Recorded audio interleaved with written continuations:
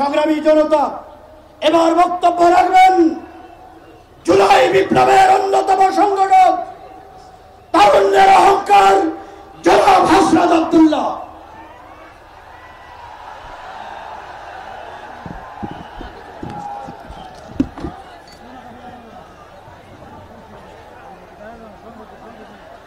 প্রিয় সংগ্রামী সহযোদ্ধা,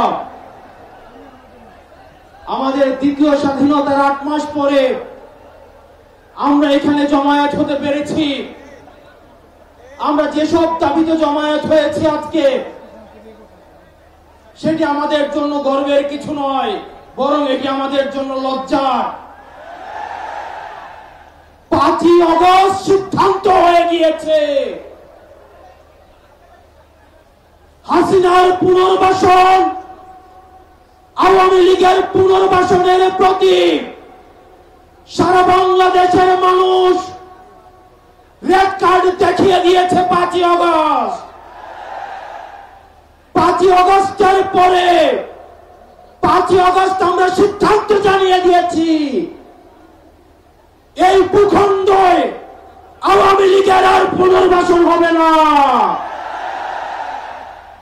যেই আওয়ামী লীগ আমাদের দাড়ি টুপিওয়ালা ভাইদেরকে বাইতুল মুকাররমের সামনে থেকে টেনে টেনে রাস্তায় নামিয়ে এনেছিল, সেই আওয়ামী লীগের আর পুনর্বাসন হবে না।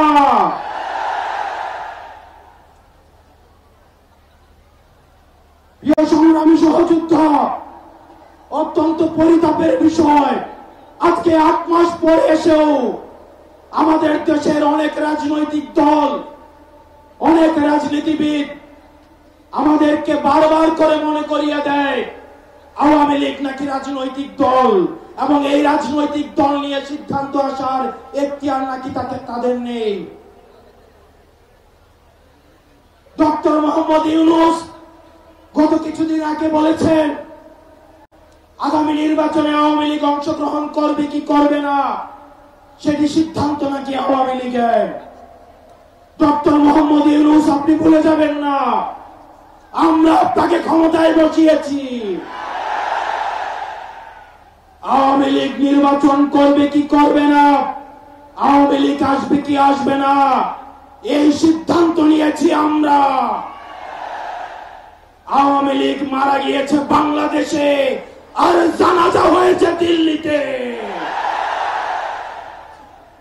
আমার ভাই আবরার এবং শহীদ আবু আলিফের রাস্তার উপরে পাড়া দিয়ে এই আওয়ামী লীগ বাংলাদেশে আসবে না। এই সংস্কার আমাদের দেশের সবচেয়ে বড় সংস্কার, আওয়ামী লীগকে নিষিদ্ধ করতে হবে। কোন কিন্তু অথবা নেই। আচ্ছা, দেখছি এরকম কিছু নেই, আওয়ামী লীগকে নিষিদ্ধ করতেই হবে। আপনারা ভুলে গেলে চলবে না, আওয়ামী লীগ কোন রাজনৈতিক দল নয়।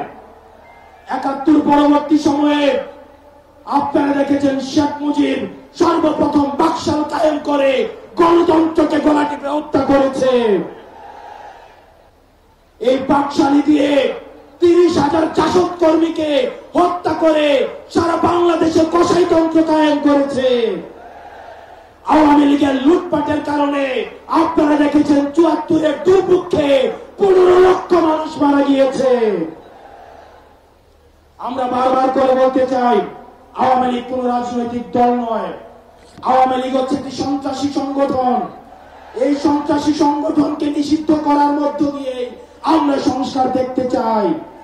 একই সাথে সাপ্লাই যে হত্যাকাণ্ড হয়েছে, আমরা আপনাদের কাছে অনুরোধ জানাবো, এই সাপ্লাই হত্যাকাণ্ডে যারা শহীদ হয়েছে, আজকের এই মঞ্চ থেকে এই শহীদের লিস্ট আপনারা জাতির সামনে প্রকাশ করুন।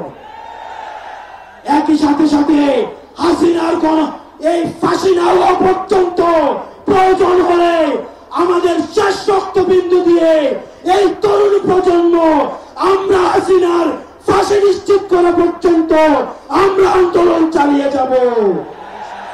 এবং নারী সংস্কার নিয়ে যেই কনসার্ন আপনাদের কাছ থেকে এসেছে, আমরা চাই ডক্টর মোহাম্মদ ইউনূস এই কনসার্ন গুলোকে আপনি অতি সত্বর অ্যাড্রেস করবেন এবং অপ্রয়োজনীয় যে সংস্কারগুলো রয়েছে সেটিকে পাশ কাটিয়ে প্রয়োজনীয় যে সংস্কারগুলো রয়েছে, যেটির মধ্য দিয়ে নারীদের অধিকার নিশ্চিত হয়, যেটির মধ্য দিয়ে নারীদের সম্মান নিশ্চিত হয় এবং আমাদের দেশের ধর্মীয় এবং কালচারাল সাংস্কৃতিক যে সম্মান অক্ষুণ্ণ থাকে, সেই অধিকারগুলো, সেই সংস্কারগুলোতে আপনাকে জোর দেওয়ার জন্য আহ্বান জানাচ্ছি। আপনারা ভালো থাকবেন, সুস্থ থাকবেন, হকের পথে, হালালের পথে, সত্যের পথে আমরা এনসিপি আপনাদের সাথে সবসময় রয়েছি। ইনকিলাব, ইনকিলাব, ইনকিলাব। আসসালামু আলাইকুম ওয়া রাহমাতুল্লাহি ওয়া বারাকাতুহু।